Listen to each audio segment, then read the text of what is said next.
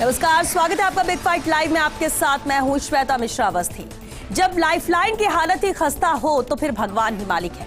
लापरवाही, लापरवाही और लापरवाही, अनदेखी, गंदगी के ढेर, जहां देखो वहां अव्यवस्था का आलम दिखेगा। कुछ ऐसा ही नजारा राज्य के सरकारी अस्पतालों के रियलिटी चेक में दिखा।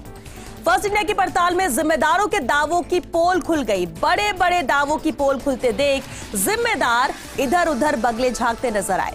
एक दिन पहले ही एसएमएस अस्पताल पहुंचे मुख्यमंत्री भजनलाल शर्मा ने गंदगी और मरीजों के मिले फीडबैक के बाद अफसरों को फटकार लगाई थी। और आज फर्स्ट इंडिया की पड़ताल में कलई खुल गई।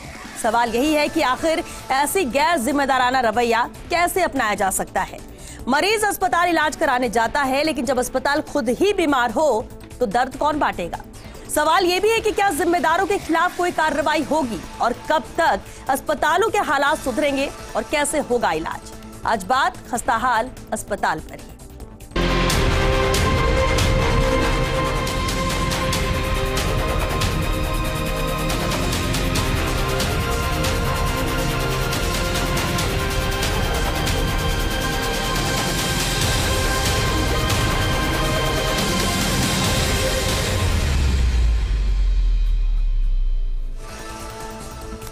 और चलिए इस खास मुद्दे पर चर्चा के लिए खास मेहमान हमारे साथ जुड़ चुके हैं। सबसे पहले उनसे रूबरू करा दे आपको। हमारे साथ है बीजेपी प्रवक्ता लक्ष्मीकांत भारद्वाज जी, महासचिव पीसीसी आरसी चौधरी जी भी चर्चा में शामिल हुए। साथ ही विषय विशेषज्ञ डॉक्टर संजीव गुप्ता जी हैं।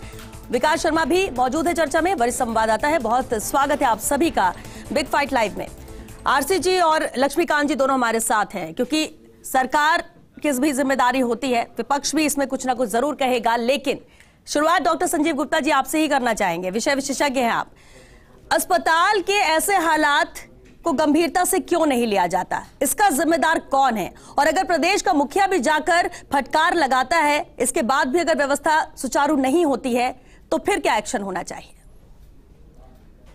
आपने बहुत अच्छा मुद्दा उठाया है। मैं सबसे पहले तो फर्स्ट इंडिया को इस बात के लिए तहे दिल से धन्यवाद देता हूं कि राजस्थान की जनता का जो सबसे बड़ा दर्द है, यानी कि दर्द में भी जो दर्द राहत का काम करता है, वो राज्य का सबसे बड़ा चिकित्सा अस्पताल है, सवाई मानसिंह अस्पताल और मेडिकल कॉलेज, उसका मुद्दा। और पूरे राजस्थान में आज ये हॉट बना हुआ है, क्योंकि पूरे प्रदेश की ही नहीं बल्कि 7 प्रदेशों की जनता यहाँ पर इलाज कराने आती है और अपने आप को यहाँ पर लाभान्वित महसूस करती है।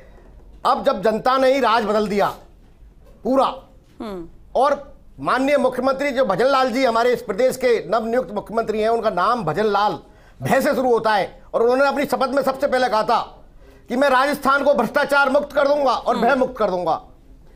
अब सबसे बड़ी समस्या यह है कि राज्य के सूबे के मुखिया हमारे भजनलाल जी जब सवाई मानसिंह अस्पताल में जाते हैं, हमें शर्म की बात है, वो हमारे भी मुख्यमंत्री हैं। बात पक्ष विपक्ष की, कांग्रेस बीजेपी की नहीं है, लेकिन वो राजस्थान के मुख्यमंत्री है। 15 मिनट तक वो अकेले घूमते हैं, 10 वार्डों में जाए आते हैं, लेकिन सवाई मानसिंह अस्पताल का कोई भी जिम्मेदार अधिकारी उनके साथ नहीं था। और जब उन्होंने कार्रवाई भी की, तो इसको मैं कार्रवाई को सफिशिएंट नहीं मानता हूं। ये एक बहुत छोटी सी कार्रवाई थी। जो जिम्मेदार अधिकारी हैं, जिनकी व्यवस्था लाखों करोड़ों रुपए हम उनको तनख्वाह देते हैं, वो वहां नहीं थे। और गाज किस पे गिरी? एक बाढ़ चपरासी कंपाउंडर या नर्स पर। तो सबसे पहले बात तो यह है कि इस व्यवस्था को संभालने के लिए वहां बाकायदा, मेरे पास ऑर्डर है, वहां बाकायदा प्रशासनिक अधिकारियों की ड्यूटी लगाई गई है।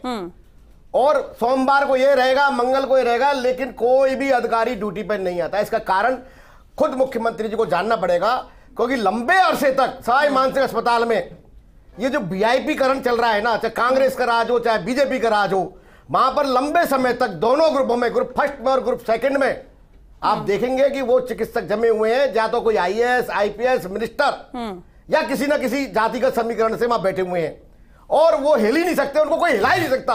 कितने मुख्यमंत्री आए और चले गए, अनेकों मुद्दे मैंने सैकड़ों बार वहां उठाए। प्रधानमंत्री नरेंद्र मोदी जी की चिट्ठी को भी पानी में बहा दिया, कागजी कार्रवाई होती है।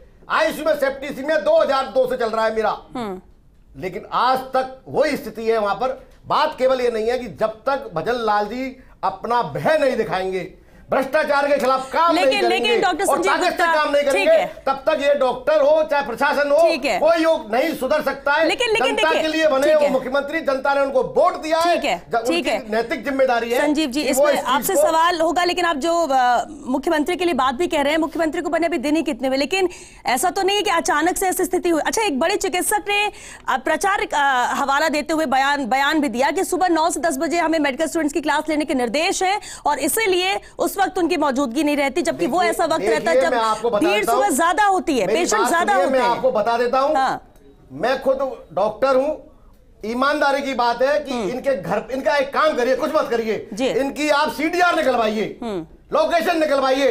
अगर एक भी चिकित्सक जो जिम्मेदार है वो अस्पताल में हो तो मैं सार्वजनिक जीवन से संन्यास लेने के लिए तैयार हूं। बड़ी बात आप बोल रहे हैं, बड़ी बात तो बिल्कुल इसको लेके, क्योंकि कोरोना काल तक में मैंने लिख के दिया मुख्यमंत्री जी अशोक गहलोत को कि इन्होंने 1000 बेड का हाथी बंद कर रखा है, ये कब काम आएगा, तब जाके 1000 बेड अस्पताल खोला। तो इसलिए मुख्यमंत्री जी को थोड़ा सा कड़क होना पड़ेगा, प्रशासनिक निर्णय कड़े लेने पड़ेंगे। विकास भी हमारे साथ है, बिल्कुल संजीव जी, वापस आपका रुक करेंगे। विकास हमारे साथ है। विकास, अस्पतालों की जब हम ये तस्वीरें दिखाते हैं, क्योंकि आप कवर करते हैं, करीब से आप देखते हैं और आपके जरिए हम दर्शकों तक ही तस्वीरें वो पहुंचाते हैं, लेकिन जो तस्वीर नजर आती है, हम अगर रियलिटी चेक करते हैं और एक साथ कई अस्पतालों में जाकर वहां की स्थिति देखते हैं, सरकारी अस्पतालों की, ये हालात मिलते हैं। सवाल ये है कि ये आज की बात नहीं है, आप कभी भी जाओगे, औचक निरीक्षण करोगे, फिर चाहे प्रदेश के मुखिया करें, फर्स्ट इंडिया पहुंचे, कैमरे पहुंचे, तस्वीरें वो दिखाई देंगी। 1-2 दिन सब ऐसा लगेगा कि ठीक होने की कोशिश की जा रही है और वापस वही ढर्रे पे आ जाएंगे सभी।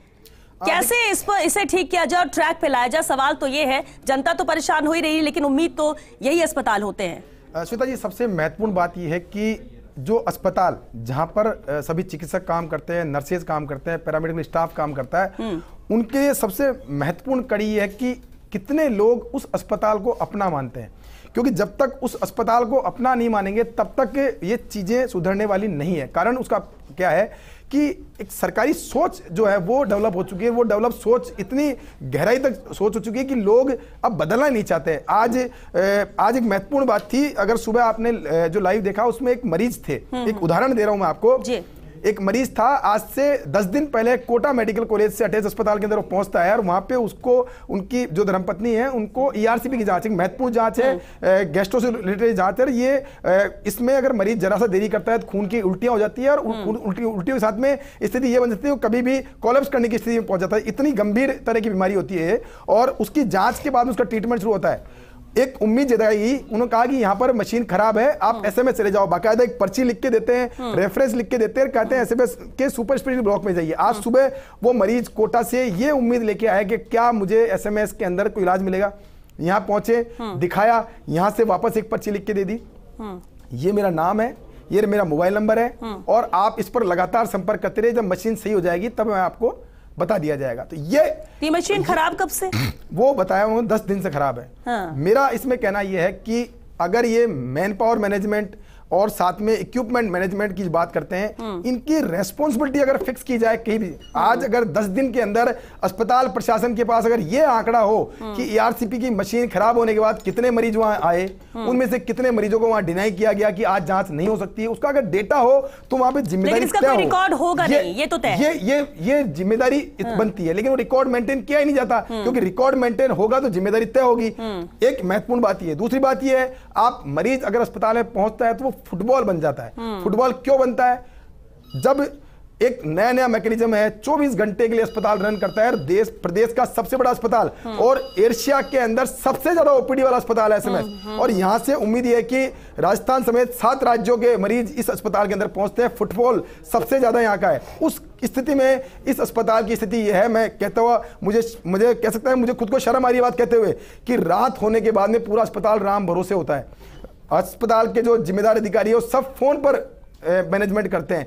वहां पर कोई, हालांकि कागज निकले हुए हैं, रात को ड्यूटी देनी है, रात को बैठेंगे डॉक्टर, ये आदेश निकले हुए हैं, लेकिन किसी भी प्रशासनिक अधिकारी को मैंने पिछले 5 सालों में ये सब है तो कागजों में, लेकिन हकीकत में कोई नजर नहीं आता है। और इसका लक्ष्मीकांत जी, हाँ बिल्कुल, विकास आपके पास वापस रुक करेंगे। लक्ष्मीकांत जी हमारे साथ है। लक्ष्मीकांत जी, ये जो चर्चा में चीजें सामने आई, जो रियलिटी चेक में तस्वीरें सामने आई और इसके बाद देखिए, मुखिया भी पहुंचते, मुख्यमंत्री पहुंचे, अच्छी बात है कि औचक निरीक्षण के लिए पहुंचे, तब उनको हकीकत दिखी। पहले से पता होता कि मुख्यमंत्री जी आने वाले हैं, तब तो ऐसे चुटकियों में सब चीजें ठीक कर दी जाती, क्योंकि दिखाने के लिए ही होता है। यहाँ पर मरीज के हालात, आम जन के हालात से किसी को मतलब नहीं होता है। और सरकारी जो नाम जब जुड़ जाता है अस्पताल के सामने, तो एक इमेज भी यही बन जाती है कि सरकारी अस्पताल है तो व्यवस्था अच्छी हो ही नहीं सकती है। लक्ष्मीकांत जी, इस तस्वीर को कैसे बदलेगी सरकार? ये बड़ा चैलेंज रहेगा। मुख्यमंत्री पहुंचे हैं, देखा है उन्होंने हालात, लेकिन अब बार बार सवाल उठेंगे अगर ऐसी तस्वीरें सामने आएंगी तो।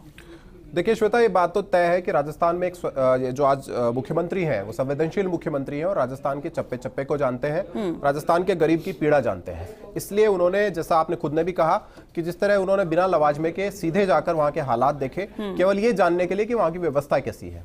आप देखिए, राजस्थान में मैं इस बात का दावा नहीं करता क्योंकि आज हमारी सरकार है इसलिए कि सारी व्यवस्थाएं हमने 10 दिन में दुरुस्त कर दी होंगी, लेकिन बहुत बरसों से जो ये जो गंदगी जमी हुई है और जिसके कारण यहाँ पूरा सिस्टम कोलैप्स कर चुका था पिछले 5 साल में, उसको सुधारते सुधारते समय लगेगा। लेकिन आप ये बात मानकर चलिए कि हमारी सरकार पूरी तरीके से राजस्थान के लोगों के प्रति संवेदनशील है और खुद मुख्यमंत्री ये सब जानते हैं कि राजस्थान के हालात कैसे रहे हैं, उनको ठीक कैसे किया जा सकता है। लेकिन जैसा विकास बोल रहे हैं या जो हमारे लोग साहब बोल रहे हैं, मैं उतना निराशावादी भी नहीं हूं। ये जो हमारा एसएमएस हॉस्पिटल है, दोनों लोग बोल रहे थे कि 7 प्रदेशों के मरीज यहां पर आते हैं आशा लेकर, तो अगर हालात इतने बुरे होते कि रात में कोई देखने वाला नहीं होता तो कोई दूसरा मरीज यहां आने की सोचता भी नहीं। तो आप ये मानकर चलिए कि डॉक्टर कुछ एक होंगे, प्रशासनिक व्यवस्था में बैठे हुए लोग कुछ एक होंगे, लेकिन बहुत सारे लोग ऐसे हैं वहां जो मेहनत करते हैं, मरीजों की जान बचाने के प्रयास करते हैं और अंतिम समय तक संघर्ष करते रहते हैं मरीज की जान बचाने के लिए। उनको भी अप्रिशिएट किया जाना चाहिए। लेकिन जो भी कमियां हैं, मैं आपको भी साधुवाद देता हूं कि आपके चैनल ने जो व्यवस्थाएं दिखाई, हम तो स्वागत करते हैं, हम लोकतांत्रिक दल हैं और लोकतांत्रिक सरकार चलाएंगे, इसलिए हम तो स्वागत करते हैं कि राजस्थान के किसी भी हिस्से में अगर इस तरह की अव्यवस्था आपको दिखे और इस तरह का आचरण किसी भी लोक सेवक का दिखे तो आप जरूर हम तक पहुंचाएं। बिल्कुल लक्ष्मीकांत जी, ये जिम्मेदारी इसलिए, बिल्कुल इसलिए जिम्मेदारी कि अगर सरकार की नजर नहीं पड़ती तो हम अपने कैमरे के जरिए वो तस्वीरें दिखाते हैं, ताकि आसानी ये सरकार के लिए भी रहे कि क्योंकि हम, आप हो या कोई आम जनता हो, तो मैं तो ये भी कहूंगी कि आम जनता भी सीधे तौर पर शिकायतें करे, तस्वीरें दिखाए, तभी ये प्रदेश ठीक हो सकेगा, तभी मैंने कहा सुचारू हो सकेंगी व्यवस्थाएं। इसलिए मैंने आपको कहा कि राजस्थान में आने वाले 5 साल तक जो कुछ भी आपको लगे कि ये राजस्थान की जनता के हित में नहीं है, वो सारी व्यवस्था को आप चैनल पे दिखाइए, हमें बताइए, हम उसका स्वागत करेंगे, हम आपकी आलोचना नहीं करेंगे, क्योंकि हम एक लोकतांत्रिक सरकार चलाएंगे और संवेदनशील सरकार चलाएंगे राजस्थान की जनता के हित में, राजस्थान के किसी भी व्यक्ति के हित में। आप जो भी दिखाएंगे उसका यही उम्मीद सरकार से भी करते हैं। आरसी चौधरी जी भी हमारे साथ हैं। आरसी जी, ये जो हालात बने हैं, ये कोई एक दिन के हालात नहीं है कि आज हमने ये कह दें कि सरकार कर क्या रही है, लेकिन अगर पिछले 5 साल की भी बात करें, क्योंकि बार बार यही कहा जाता है कि पिछली सरकार ने, अभी जिस तरह से लक्ष्मीकांत जी ने भी कहा, सवाल ये कि पिछली सरकार हो, मौजूदा सरकार हो, 5 साल बाद चुनाव होंगे तो 5 साल में राजस्थान की तस्वीर क्या हो, उससे नहीं, जनता को तो लेना देना ये है कि सिर्फ हमारे प्रदेश की जनता नहीं, जान बचाई जाती है। यहाँ पर लाखों करोड़ों के यहाँ पर इक्विपमेंट्स लगते हैं, जांचें होती हैं, सब व्यवस्थाएं इसलिए की गई हैं कि इतना बड़ा अस्पताल, लोगों की उम्मीदों का एक ठिकाना, और वहां से कोई भी दुखी होकर ना जाए, और यही उम्मीद लेकर जनता भी आती है, मरीज भी पहुंचते हैं। लेकिन आरसी जी, ये जो हालात बने, इसके लिए जिम्मेदार कौन होगा? सवाल ये भी उठता है कि जो जिम्मेदार है उन पर तुरंत एक्शन भी नहीं होता। श्वेता, मैं कहना चाहूंगा कि भारतीय जनता पार्टी के प्रवक्ता ने कहा कि 5 साल के अंदर जो ढहे को बिगाड़ दिया था, इसलिए उसको ठीक करते करते समय लगेगा। 98 के बाद में राजस्थान की जनता लगातार 5 साल में राज बदलती रही है। भारतीय जनता पार्टी ने भी लंबे समय तक राज्य के अंदर शासन किया। भारतीय जनता पार्टी के पास में अपनी उपलब्धियों का लेखा जोखा नहीं, क्योंकि जो सरकार दूसरी जगह से बैठ के अगर कंट्रोल होती है और जब सिंबॉलिक व्यक्ति और अनुभवहीन व्यक्ति को जब इस प्रकार से आप अपने लाडले बेटे को भी नई गाड़ी देते नहीं, क्योंकि उसके अंदर बेटे की जिंदगी और गाड़ी दोनों को खतरा है, लेकिन प्रदेश की डोर एक ऐसे व्यक्ति को दे देते हो और जिससे ये उम्मीद करते हो। मैं कहना चाहता हूं, देश के प्रधानमंत्री ने कहा कि जो सरकार रेवड़ियां बांट रही है उन्हें हम बंद करेंगे। 3 दिसंबर को राजस्थान की जनता ने तो भारतीय जनता पार्टी को जनादेश दिया, लेकिन मुख्यमंत्री ने एक शब्द नहीं बोला कि चिरंजीवी बीमा योजना यथावत लागू रहेगी, निजी अस्पताल निर्भय होके लोगों को स्वास्थ्य सेवाएं दें, आज तक एक बार नहीं बोला। और जब मुख्यमंत्री ये बोलते हैं हम सरकार की कोई योजना बंद नहीं करेंगे और उसी के दूसरे दिन एक योजना बंद कर दी जाती है।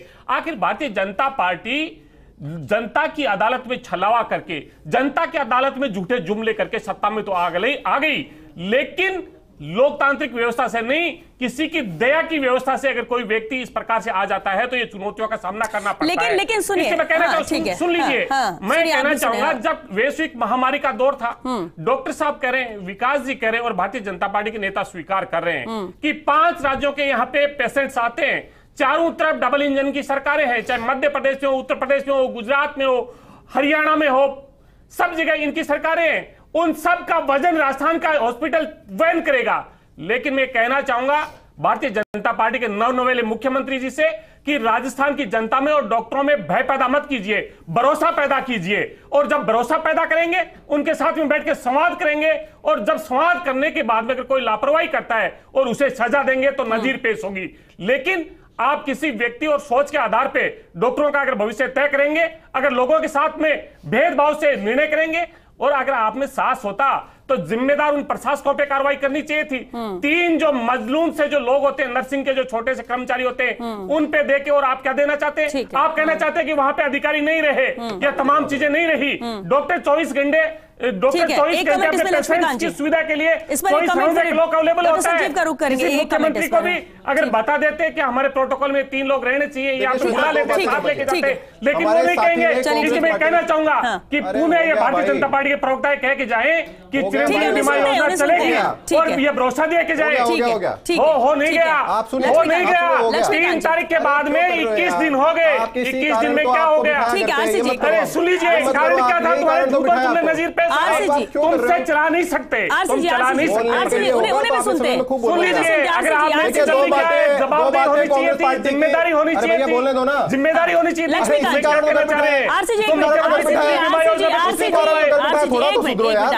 देखिए, 2 बातें कांग्रेस पार्टी के प्रवक्ता ने बोली। इन्होंने कहा कि राजस्थान में अनुभवहीन मुख्यमंत्री भारतीय जनता पार्टी ने बनाया है। मैं इनकी पीड़ा समझता हूं। इन्होंने कांग्रेस पार्टी का अध्यक्ष अनुभवहीन बनाया था, पूरी लुटिया डुबो दी इनकी।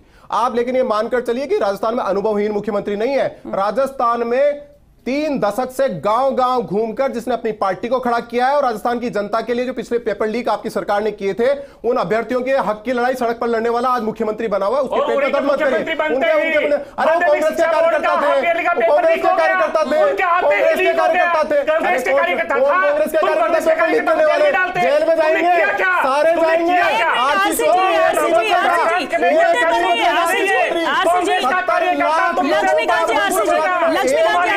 सुनिए, बात सुनिए,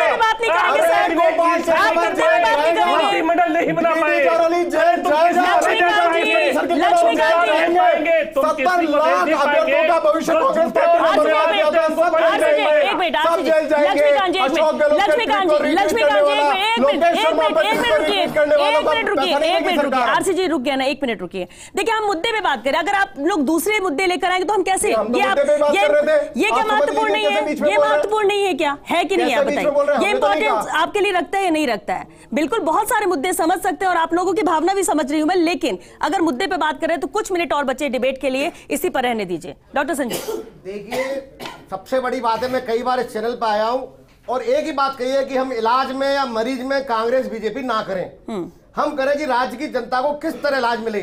सबसे पहले माननीय मुख्यमंत्री जी से मेरा एक ही निवेदन है कि सवाई मानसिंह अस्पताल में व्याप्त माफिया राज को खत्म करें। सालों से जमे हुए, चाहे वो पार्किंग स्टैंड माफिया हो, चाहे धुलाई माफिया हो, चाहे सफाई कर्मी माफिया हो, चाहे चौकीदारों के माफिया हो, चाहे दवाई सप्लाई के माफिया हो, चाहे निजी लैब्स का या निजी अस्पतालों का माफिया हो। इनको माफिया बनाता कौन है? इनको माफिया, इनको पावर आता कहां से? ऊपर ही तो हाथ होगा ना। सारे पावर जो आते हैं, मंत्री जी को भी मालूम है, मुख्यमंत्री जी को मालूम है, सारी सरकारों को मालूम है, इन्हीं के प्यादे वहां बैठे हुए हैं। किसी भी सरकार में ये प्यादे चेंज नहीं होते हैं। करोड़ों रुपए का मामला ऊपर से लेकर नीचे तक जाता है। इवन एक थली ठेले वाला भी सीधा राज्य सरकार में अपनी दखलंदाजी रखता है, क्योंकि वो उसके ससुराल का होता है, उसका वोटर होता है। सरकार कोई भी हो, सरकार कोई भी हो, कोई भी सरकार हो, ये माफिया आज वहां पर 20 साल से जमे हुए हैं। अगर चाहे मंत्री जी, मुख्यमंत्री जी, तो मैं उनका कच्चा चिट्ठा उनको दे सकता हूं। इसलिए जब तक ये माफिया राज खत्म नहीं होगा, तब तक सवाई मानसिंह अस्पताल में बेहतर व्यवस्था नहीं हो सकती, कभी भी नहीं हो सकती। किसी भी प्रकार की कोई भी बात हो, यहाँ पर डेवलप क्या है, ये व्यापार का अड्डा बन चुका है। अच्छा, एक सवाल का जवाब दीजिए। मुख्यमंत्री पहुंचते हैं, व्यवस्था देखते हैं, वहां पर एक्शन होता है, 3 लोगों के ऊपर, लेकिन डॉक्टर्स के ऊपर नहीं होता, जिनकी मौजूदगी होनी चाहिए, जिनकी ड्यूटी होनी चाहिए, एक दूसरे को बचाने में जुटे हुए थे। ऐसे में नजीर कैसे पेश हुए? क्या ये एक्शन सही था? देखो ऐसा है कि या सिर्फ ये फॉर्मेलिटी है? हाँ। उसकी कोई जांच करके 48 घंटे, 24 घंटे, 72 घंटे ये तो करना पड़ेगा ना कि जिम्मेदारी किसकी थी। वहां आप देखिए ना, डिप्टी सुपरिटेंडेंट हो, चाहे एडिशनल सुपरिटेंडेंट हो, चाहे एसएमओ हो, आप देखिए फर्स्ट ग्रेड के और सेकंड ग्रेड के 20-20 साल से जमे हुए, कोई हटता ही नहीं है वहां से, कोई सरकार आ जाओ। अब उनको क्या करें, उनको कैसे सुधार सकते हैं, ये मुख्यमंत्री जी निर्णय ले। ठीक है विकास, सुपर स्पेशलिटी हॉस्पिटल जहां पर आज फर्स्ट इंडिया की टीम पहुंची थी, आप पहुंचे थे, ये कोई एसएमएस का रोज का अस्पताल है। जब नाम से ऐसा लगता है कि बहुत अच्छी व्यवस्था होगी यहाँ पर, लेकिन जब जांच की बारी आती है कि यहाँ पर कौन कौन से जांच हो सकती है, या जिस तरह से आपने एआरसीपी का जिक्र किया, अब कौन सी जांच होती है, कौन क्या, इसकी कोई मॉनिटरिंग भी होती है? एसएमएस में क्या कोई ऐसी व्यवस्था है? देखिए मैं श्वेता जी यही कह रहा हूं आपको कि इस तरह की अगर मॉनिटरिंग हो ना तो सारी चीजें आंकड़ों में सामने आए, उसके बाद में जो वहां पे जिम्मेदार अधिकारी लगे हुए हैं उनकी रेस्पॉन्सिबिलिटी फिक्स हो, उनसे जवाब तलब होगी पिछले 10 दिन के अंदर ईआरसीपी के 150 मरीज वापस लौटे हैं घर पे, तो कौन जिम्मेदार है इसके लिए? ये मॉनिटरिंग नहीं होती वहां पे। ईआरसीपी के अलावा भी कई बड़ी जांचें होती है, क्या सबका रिकॉर्ड है? ये रूटीन है, ये एक जांच नहीं है, रूटीन है। कभी कौन सी जांच, कभी कौन सी मशीन, ये और ये ओएनडम पैटर्न है। हो सकता है मशीन खराब भी होती है और जांचें भी होती है, लेकिन इसकी मॉनिटरिंग जो है वो नहीं है। उसके अलावा एक दूसरा महत्वपूर्ण मुद्दा है रेफरल। रेफरेंस का जो इशू है वो एसएमएस अस्पताल के मरीजों को फुटबॉल बनाने के सबसे महत्वपूर्ण है। मैं बताऊं आपको, आज कोई मरीज अगर मेडिसिन डिपार्टमेंट में भर्ती हो जाता है, उसको कार्डियोलॉजी की ओपिनियन चाहिए, उसको यूरो की ओपिनियन चाहिए, उसको गैस्ट्रो की ओपिनियन चाहिए, तो वो मरीज और उसका परिजन वो पूरे अस्पताल में अगले 3 दिन 2 दिन सिर्फ इसी बात के लिए भटकता रहेगा कि उसको संबंधित डॉक्टर मिल जाए, जिसके पास वो पर्चा ले जाए, वहां से उसको वापस लेकर के अस्पताल में मरीज तक ले आए और उसका रेफरेंस लिखवा दे। ये एक बहुत, क्यों जाए मरीज का परिजन, क्यों भटके वहां पर? ये ऑनलाइन मैकेनिज्म होना चाहिए। अगर किसी मरीज को किसी डॉक्टर को दिखाना है, आप किसी भी जगह जाइए, अगर लगता है आपको कि काम का दबाव है और कुछ है तो एक्शन लिया जा सकता है। आप क्यों नहीं एसएमएस को रेफरल डिक्लेयर किया था? अगर रेफरल डिक्लेयर करो तो एसएमएस के अंदर बर्डन जो है कम हो। आप एक कैसे कैटेगरी वाइज एसएमएस के अंदर मरीज आए और मरीज आए तो उनके साथ में जो वहां पर डॉक्टर हैं उनका घर पे जो देखने का, क्योंकि रेफरल होगा तो एनपीए मिलेगा, एनपीए मिले तो घर पे प्रैक्टिस बंद हो जाएगी। तो डॉक्टरों का सबका फोकस इस बात पे हो कि ये इंस्टीट्यूशन हमारा है और यहाँ हमको काम करना है। ये देखिए दो बातें हैं, एक तरफ तो मेडिकल कॉलेज है क्योंकि भविष्य के डॉक्टर्स वहीं पर बनने हैं, उनकी पढ़ाई, उनकी तैयारी, उनकी क्लासेस भी इंपॉर्टेंट है। दूसरी तरफ अस्पताल है जहां पर हजारों की तादाद में मरीज पहुंचते हैं रोजाना, ओपीडी में किस तरह से भीड़ होती है और उस व्यवस्था को भी संभालना है। दोनों को बैलेंस क्यों नहीं किया जाता? क्योंकि अगर एक रीजन ये दिया जाता है कि भाई सुबह 9 से 10 बजे तक मेडिकल स्टूडेंट्स की क्लास लेने के हमें निर्देश है तो हम तो क्लास लेने जाएंगे, तो यहाँ जो हजारों मरीज लाइन में खड़े, कतार में खड़े, कई बार तो कतार में खड़े होने की वजह से तबियत खराब हो जाती है, लोग चक्कर खाकर गिर जाते हैं। इस व्यवस्था को कैसे सुधारा जाए? एम्स उदाहरण है, दिल्ली का एम्स जो उदाहरण है आपका, रेफरल है, बिल्कुल वही मैकेनिज्म है, वही मरीजों का दबाव है, लेकिन वहां काम होता है। वो इसलिए होता है क्योंकि वहां का जो डॉक्टर है, वहां के जो प्रोफेसर है, वहां के जो जिम्मेदार अधिकारी है, उनको सिर्फ पूरे दिन भर अस्पताल में रुकना होता है। उनके लिए ये नहीं कि हमको शाम को 4 बजे बाद में घर पे मरीज देखने हैं या फिर ओपीडी टाइम के अंदर मरीज देखने हैं, घर पे जाके मरीज देखने हैं, वो नहीं है। वहां सिर्फ हॉस्पिटल है, हॉस्पिटल में ही देखना है, हॉस्पिटल में सब काम करना है, बाहर आपको मरीज नहीं देखना है। तो आप इनिशिएटिव लो, सरकार को ये कह सकते हैं सख्ती के साथ रेफरल डिक्लेयर करो अस्पताल को, ताकि जो जिस तरह की शिकायतें हैं कि डॉक्टर अस्पताल में नहीं देखते हैं, बाहर देखते हैं, प्राइवेट अस्पताल में काम करते हैं, जो शिकायतें सबका निदान है। ठीक है लक्ष्मीकांत जी, वैसे तो मुद्दे बहुत होंगे, बहुत सारी चीजें होंगी जो प्रायोरिटी में सरकार के होंगे, लेकिन चिकित्सकीय सुविधाओं को दुरुस्त करना ये बड़ा चैलेंज भी होगा, बड़ी चुनौती है यहाँ पर सरकार के लिए, और ये सबसे प्रायोरिटी में भी होना चाहिए। बिल्कुल है। और इसीलिए आपने देखा कि सरकार बनते ही, बल्कि मुख्यमंत्री की शपथ लेते ही मुख्यमंत्री ने खुद जाकर वहां पर देखा, इसलिए क्योंकि मुख्यमंत्री की प्रायोरिटी में वो चीजें हैं। और आप ये देखिए, क्योंकि हमारे सामने आदर्श है, पिछले 10 साल में इस देश में अगर डॉक्टर पैदा नहीं होंगे, डॉक्टरों की संख्या ज्यादा नहीं होगी, तो ये इसी तरह की अव्यवस्थाएं होंगी। तो प्रधानमंत्री नरेंद्र मोदी जी ने पिछले 10 साल में मेडिकल कॉलेज की संख्या दुगनी की, डॉक्टर्स में आज पीजी की सीटें दुगनी हो गई। जो अटल बिहारी वाजपेयी जी के जमाने में 1 एम्स हुआ करता था देश में, उसको बढ़ाकर अटल बिहारी वाजपेयी जी ने 7 किया, और 7 से 22 करने का काम नरेंद्र मोदी जी की सरकार ने किया। तो ये जो चिकित्सा पे फोकस नरेंद्र मोदी जी से लेकर भजनलाल जी शर्मा तक सब लोग कर रहे हैं, उसका काम ये सुधार होगा, लोगों की हेल्थ है, ये सुधार होगा। लेकिन आरसी जी, पिछले 5 साल सरकार ने क्या किया? देखिए हर सरकार बेहतर करने की कोशिश करती है, कमियां हर सरकार में होती हैं, फिर चाहे वो नई सरकार बनी हो, चाहे 5 साल अपनी कार्यकाल पूरा कर चुके हो या इससे पहले की बात करें, उस पर न जाके हम क्योंकि भविष्य की बात कर रहे हैं, विपक्ष में होने के नाते भी कितनी अहमियत अस्पताल का ये मुद्दा रहेगा कांग्रेस के लिए और वो कितनी प्रायोरिटी से इसे लेगी? निश्चित रूप से राजस्थान के लोगों के जीवन की प्राथमिकता से महत्वपूर्ण कोई प्राथमिकता नहीं हो सकती। राजस्थान में कांग्रेस की सरकार का शिक्षा, स्वास्थ्य और सामाजिक सुरक्षा 3 कोर इश्यू रहे जिनको लेकर प्रतिबद्धता रखी। लेकिन भारतीय जनता पार्टी के झूठ और स्लोगनों को कौन एक्सपोज कर पाएगा? देश की संसद में कहा जाता है एक भी IIT और एक भी एम्स नहीं खोला, और IPD टावर किसने बंद किया? IPD टावर किसने बंद किया? ये बीजेपी के लोग यही बोलेंगे। बीजेपी के लोगों का यही काम है कि प्रदेश की जनता के सामने झूठे बोलो, झूठ के सपने दिखाओ और झूठी बातें करो। ये भारतीय जनता पार्टी के प्रवक्ता चिरंजीवी बीमा योजना पे एक शब्द नहीं बोल पाए। इन्होंने फिर नहीं कहा कि 25 लाख की चिरंजीवी बीमा योजना जारी रहेगी, निजी अस्पताल जारी करे, कोई नहीं बोल पाएगा।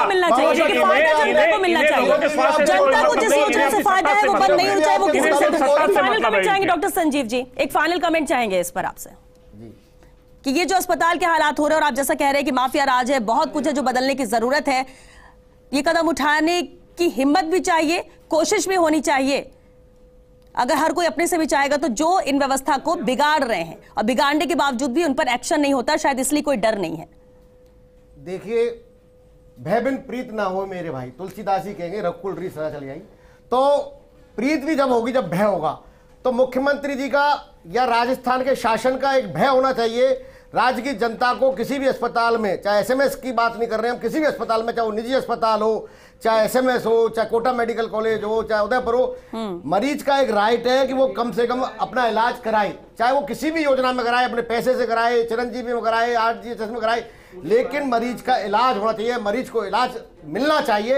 इसके लिए पुख्ता व्यवस्था करने की जिम्मेदारी राज्य सरकार की है, कोई राज्य सरकार का विषय है। इसलिए उनको सारे पैरामीटर जिम्मेदारियां तय करनी पड़ेगी और जो जिम्मेदारी नहीं निभाएगा उसको दंडित करने का प्रावधान भी राज्य सरकार के पास है। बिल्कुल। इसलिए ये मुद्दा ऐसा है कि जिस पर जितनी चर्चा की जाए वक्त कम ही पड़ेगा, क्योंकि वक्त खत्म हो चुका है। बहुत शुक्रिया आप सभी का इस चर्चा में शामिल होने के लिए।